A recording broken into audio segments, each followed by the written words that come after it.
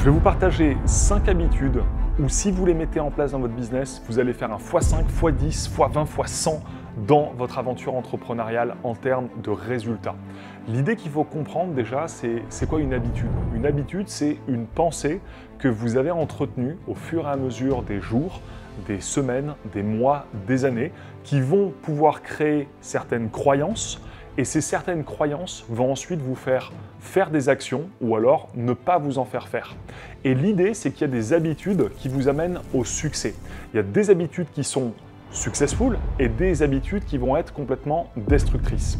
L'idée de comprendre, c'est de savoir dans la direction où vous voulez aller, dans le chemin et l'atteinte de vos objectifs, quelles vont être les bonnes habitudes à pouvoir prendre en compte de manière à pouvoir tout simplement avoir des habitudes du succès. Et je vais vous partager mes 5 habitudes qui nous ont permis aujourd'hui dans notre business, dans l'ensemble de notre écosystème, mais surtout dans cette vision et cette identité d'investisseur en equity. Quelles sont ces habitudes qui font tout simplement notre réussite? Le premier point, c'est vraiment dire davantage non que oui. Ça, c'est juste incroyable. Ce qu'il faut comprendre, les amis, c'est que, j'aime bien dire ça, la différence entre un bon entrepreneur et un excellent entrepreneur, est-ce que vous savez ce que c'est? Je vous laisse quelques secondes. La réponse, elle est assez simple. C'est qu'un excellent entrepreneur dit davantage non à de excellentes opportunités qu'un autre entrepreneur. Et c'est la différence entre certains entrepreneurs qui ont ce qu'on pourrait appeler le syndrome de l'objet brillant, c'est-à-dire ils ont un produit, un service qu'ils développent, ça fonctionne, d'un coup ça fonctionne moins bien, ils partent sur un autre produit, un autre service, une autre idée, une autre niche, une autre business, puis ensuite ça fonctionne moins bien et ils avancent dans leur aventure entrepreneur constamment en changeant leur offre, constamment en changeant leur niche, constamment en changeant leur message. Un excellent entrepreneur, il reste focalisé sur l'objet de son désir, peu importe les différentes fluctuations au niveau émotionnel sur ce qu'il peut ressentir. Et c'est vraiment ce qu'on peut appeler de la force de caractère. C'est vraiment rester sur une ligne directrice, peu importe ce qui peut arriver à côté. Parce que vous savez où vous voulez aller et surtout, vous n'êtes pas assujetti aux influences extérieures. Donc, première habitude du succès, dire davantage non que oui. La deuxième habitude du succès, c'est ce que je peux appeler des marches de questionnement. Et les marches de questionnement, ou alors ce qu'on pourrait appeler en anglais thinking time, donc des moments de pensée, des temps de pensée, c'est vraiment une habitude que j'ai pu mettre en place où je peux me retrouver moi avec mes questionnements business et mes questionnements perso. Et c'est une habitude que j'ai prise où j'ai mon téléphone et donc j'ai une liste de questions que je me pose sur mon téléphone et justement où je vais pouvoir tout simplement aller dans mon parc ou dans un endroit où vous pouvez aller où vous voulez et pouvoir réfléchir sur les questions que vous allez vous poser à vous-même. Et donc ces questions, ça peut être de l'ordre: quelle est la seule action que je peux faire dans les 3 prochains mois pour faire x10 dans mon business? Quelle est la seule relation que je dois pouvoir créer dans les 6 prochains mois qui va pouvoir me faire avoir x10 dans mon niveau de bien-être? Quelle est la seule stratégie marketing que je dois implémenter pour pouvoir atteindre 1 million d'euros de chiffre d'affaires avec mon produit ou mon service? Et en fait, ces questions que vous allez pouvoir vous poser au fur et à mesure de ces marches de méditation, comme on peut appeler, ou c'est thinking time, ça va être justement de pouvoir vous recentrer, vous dire, tiens, je me pose cette question, je ferme mon téléphone, je regarde, je lève les yeux au ciel, et là je regarde un peu à gauche, je regarde à droite, et je réfléchis, je me dis, tiens, ça me fait penser à quoi? Ça me fait réfléchir sur quoi? Ça me fait me remettre en question sur quoi?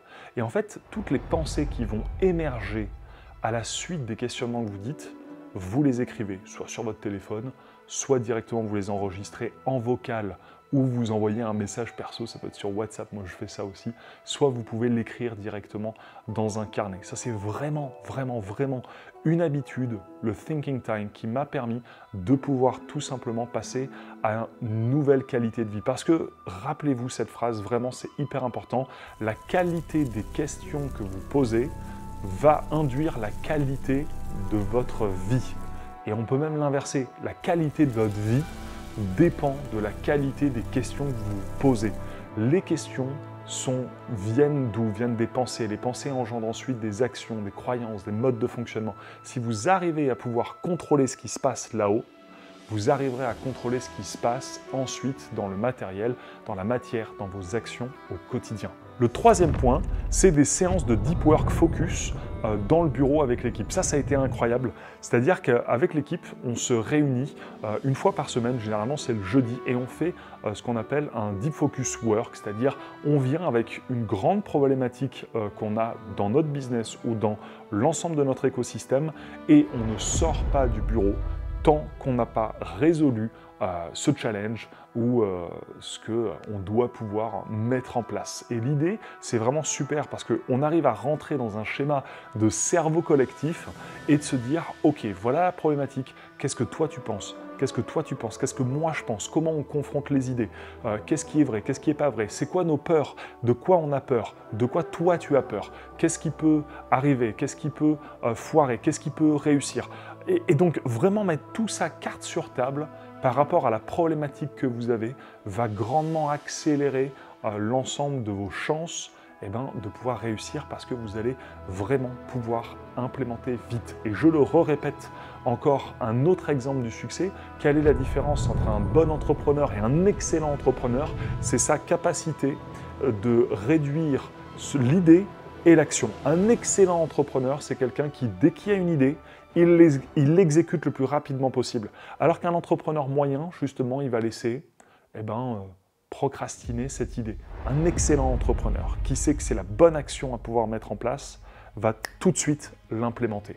Et ça, c'est une vraie habitude du succès que vous pouvez mettre en place en développant des temps de travail avec vos équipes ou alors avec l'ensemble des team leaders. Le quatrième point, c'est résister à l'addiction du téléphone et des notifications. Ça, c'est incroyable parce que c'est une habitude où aujourd'hui, on est submergé au niveau des notifications, au niveau des problèmes qu'il y a dans le business et donc de tous les messages que vous avez, de tous les mails que vous recevez. Et moi, c'est une habitude, une mauvaise habitude que j'avais, c'était toutes les merdes qu'on pouvait avoir dans l'écosystème, dans le business, etc. J'avais tout le temps mon téléphone avec moi, en voyage, dans mes moments perso, dans le business. Et en fait, ça vous coupe complètement de votre défocus. Dès que vous avez un mail qui n'est pas forcément joyeux par rapport à un problème qu'il y a sur un business ou un investisseur qui se retire ou alors quelqu'un où vous pensiez que vous allez prendre des parts dans sa boîte et finalement en fait tout capote, etc. Et donc l'idée, ça va être justement de pouvoir créer des moments où vous allez pouvoir lire l'ensemble de vos notifications. Et ça a été une habitude qui, pour moi, a radicalement changé ma manière de pouvoir faire du business. Il y a 3 moments dans la journée où je regarde l'ensemble de mes notifications. Le matin, quand je me réveille, le midi et ensuite en fin de journée. Et ça, le faire, c'est très compliqué parce que moi, j'avais une vraie addiction au téléphone, mais essayer de pouvoir transformer ça en habitude du succès, tout simplement, ça va vous permettre de mettre un petit peu les merdes qu'il y a de côté et vous dire, il y aura des moments très précis pour pouvoir gérer ça. Mais en attendant, sur le focus que vous avez dans la journée, vous ne déviez pas de vos objectifs. Et le 5e et dernier point, c'est l'habitude de mettre les bonnes personnes à la bonne place, de mettre les bonnes personne à la bonne place. Ça, c'est quelque chose qui m'a été enseigné par Napoléon Hill. Je pense que tout le monde connaît Napoléon Hill, qui a écrit les lois du succès en 16 leçons. Et justement, à l'intérieur, il partage un élément qui, moi, m'a transformé et qui est qu'un leader doit pouvoir avoir la vision, mais qu'il peut se servir d'autres personnes pour mettre cette vision en plan matériel. Et quand j'ai compris ça, je me suis dit, mais en fait, c'est incroyable. Moi, je peux avoir juste une idée, une vision, une stratégie d'un produit, d'un service à mettre en place. Derrière, je vais avoir besoin de quoi? D'argent, de fonds. Mais en fait, je peux très bien juste pitcher mon idée à des investisseurs, les faire projeter dans ma vision, dans l'aventure incroyable qu'il peut y avoir pour avoir des fonds. Fonds ensuite où je vais pouvoir réfléchir en qui et pas en comment. C'est pas comment je vais le faire, c'est qui va le faire. Et pour ensuite me dire, ok, mais qui va le faire? Je vais avoir besoin de lui, de elle, de eux. Ok, et eux, qu'est-ce qu'ils vont faire? Ils vont faire ça, ça, ça, ça, ça, ça. Et donc, en fait, derrière, ça va me permettre de pouvoir créer une vraie organisation. Et l'idée, c'est de pouvoir être autant un rêveur qu'un faiseur.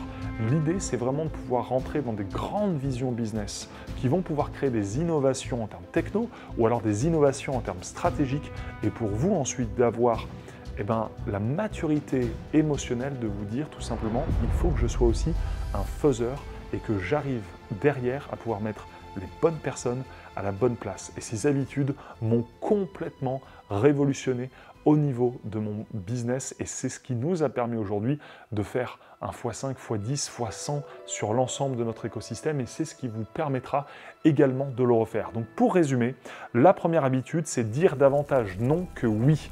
La deuxième, c'est avoir des temps de thinking time, des temps pour vous où vous allez réfléchir sur vos problématiques. Le troisième point, c'est des séances de deep work focus avec l'ensemble de votre équipe pour pouvoir travailler sur des sujets très précis et rentrer très vite dans de l'action. Le quatrième point, c'est résister à l'addiction des téléphones et des notifications pour ne pas couper votre focus. Et le cinquième point, c'est mettre les bonnes personnes à la bonne place. Quelles sont pour vous les habitudes qui vous ont permis d'arriver là où vous en êtes aujourd'hui? Mais surtout, dites-moi quelles sont les habitudes que vous devez aujourd'hui mettre en place pour aller atteindre de nouveaux paliers de succès dans votre aventure entrepreneuriale.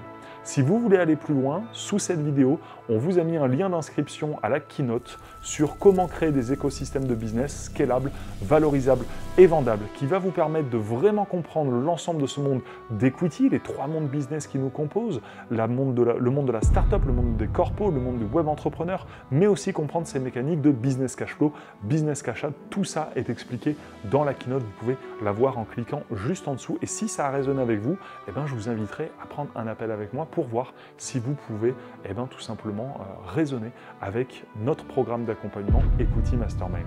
J'ai hâte de vous revoir dans une autre vidéo et je vous dis à bientôt.